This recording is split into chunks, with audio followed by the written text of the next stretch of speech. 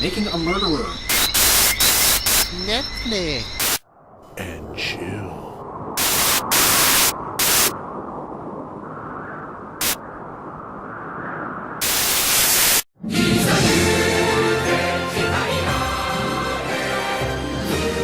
Welcome to Netflix and Chill, the segment where we check out Netflix original programming and tell you all about it to see, maybe you want to check it out as well. Of course, you need the Netflix streaming service, and we are in Canada, so what we can see may not be the same as what you can see. But hey, them's the breaks, right? A lot of you get a lot of stuff we can't get, so deal with it. And when I say we, normally Leslie is with me, but today we are checking out some anime. That's right, some Netflix original anime. And Leslie isn't into anime, so she bowed out of watching this one. So it's all me here. Just got my ugly mug to look at today for this particular video. Sorry, I do apologize. But yeah, today we're going to be talking about Knights of Sidonia. Yes, an anime. Pretty cool, pretty cool, pretty cool. Now, this was originally obviously Japanese, so it would have been known as Sidonia no Kishi, and it was originally a manga, which was then turned into an anime.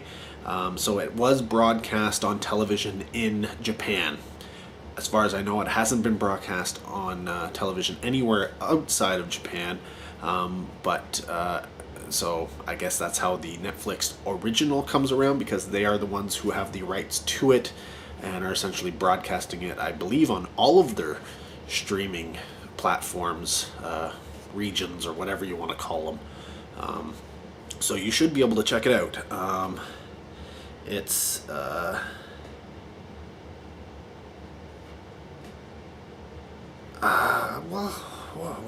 how would you characterize it? It's a mecha anime, so giant robots, or not even giant robots, but robot anime. And in this series, humanity is essentially in space on sort of like an arc, the Sidonia. So that's where you get the Sidonia, and it's got a bunch of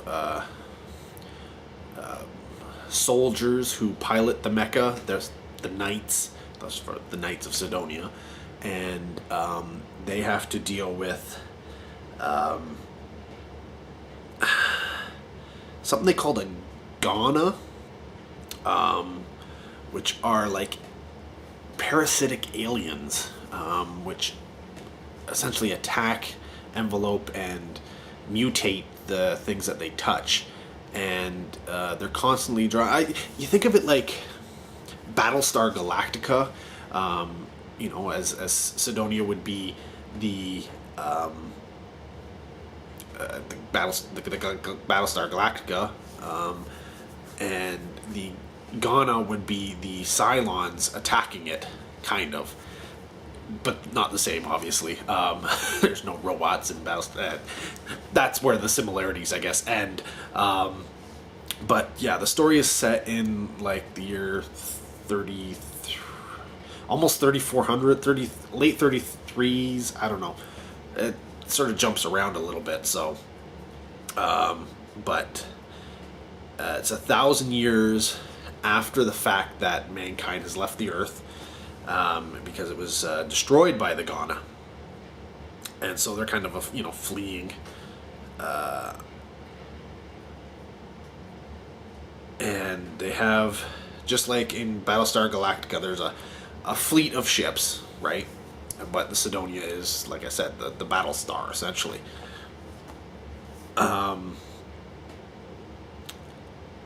And there's a lot of stuff going on here. It is in the future, so there are aspects of asexuality, cloning of giant robots, genetic engineering, and oddly enough, humans don't eat or don't need to eat. They actually eat by photosynthesis, which is odd because they're out in space. So you would, if they were going to be doing that, you'd think they'd need to be near a sun or something pretty often. But I guess when they're not there, I guess they can eat when they're not close to a sun. But anyways, they do have hydroponics and stuff going on, so I guess that's how they get it. They don't really go into that too much. Just that photosynthesis is something that they can do, and so there are lots of scenes where people are just looking at whatever star or something like that they happen to be near, and they're just essentially going, oh, I'm eating, right? Like I'm photosynthesizing, and in this particular group, the leaders are apparently have the key to immortality, and they sort of control everything. So you have this conspiracy stuff going on. You have these aliens attacking, which are all very, I don't know, like I said, parasitic. Picture like parasites under a microscope and stuff like that, and then blow that up to attack a giant spaceship. And that's kind of what you have going on. And of course, if they touch you, they can sort of like draw you in and use your biomatter and even your I guess whatever your thoughts are and stuff like that. They can control you.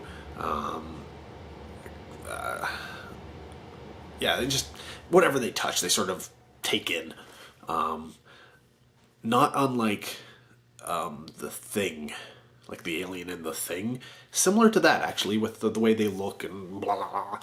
But yeah, so the robots are fighting these things. They're out in space and they're shooting them, and there's a hotshot pilot. Of course, there's always a main character, a hotshot, right? Somebody who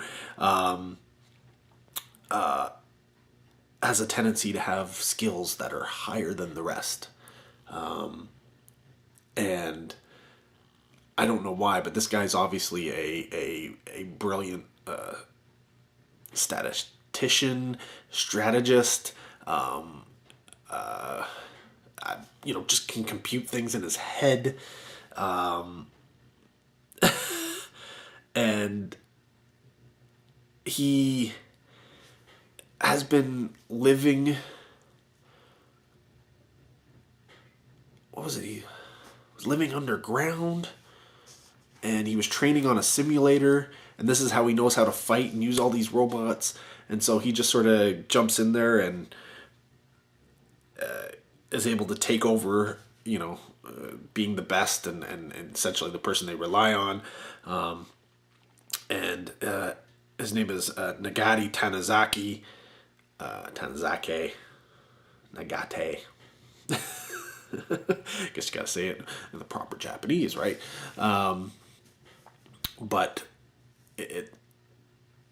it's odd because he's an odd character, and obviously there's more to his backstory, but you don't really get a lot of that in this first season, which it's there. It's hinted at like repeatedly that there's something more to this guy, and they keep sending him out, and obviously he's the best. So, but I mean, there's instances where he's like should be in the hospital, and they're like, send him out, and it's just like, seriously, like, yes, he eventually wins the day, but it's like, why are you sending out the guy? Like, send everybody else out. But honestly, it seems like everybody else is like a red shirt. They're just like cannon fodder. And it's constantly going on about how many pilots they've lost in the recent battle, and it's like, oh my god, all our they call them guards, those are the knights. Guard reserves are down, and it's so funny because nobody seems to have any skills, man. Like, it's like they're sending them out without any real training. That they're just send them in there and tell them how to shoot a gun or something like that, and that's all they know. They don't really have any real instincts, it seems. So yeah, red shirts, very much red shirts.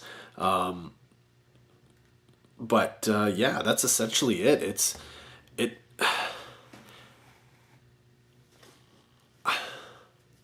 I would like to say that it has a big story arc that comes from beginning goes to end, and it does have a beginning. It is a very much an origins story as a season, but it doesn't really have an ending. The big ending is that a giant, essentially hive ship of Ghana comes after them, and they have a giant battle with it.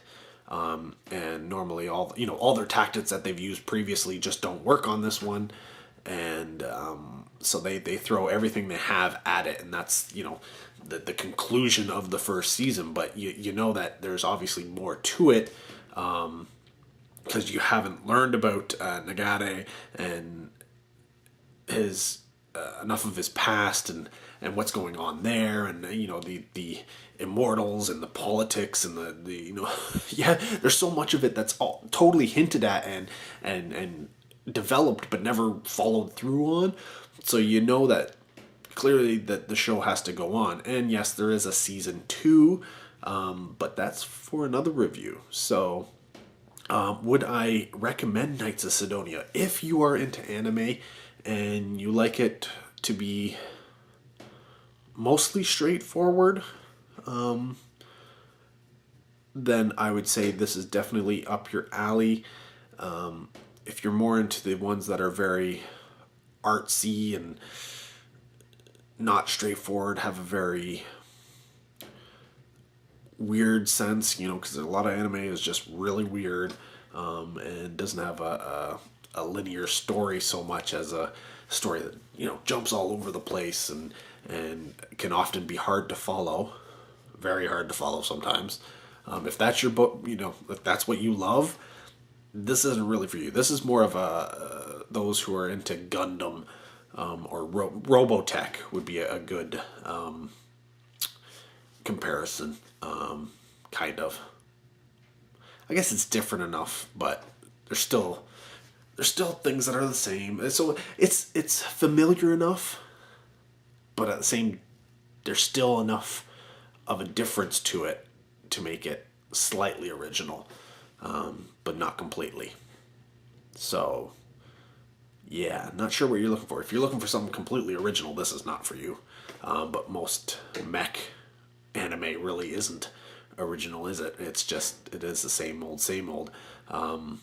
But yeah, I still enjoyed it. I thought the characters were decent. Voice acting is good. Animation was fantastic. I enjoyed it, and I'm looking forward to season 2. So there you go.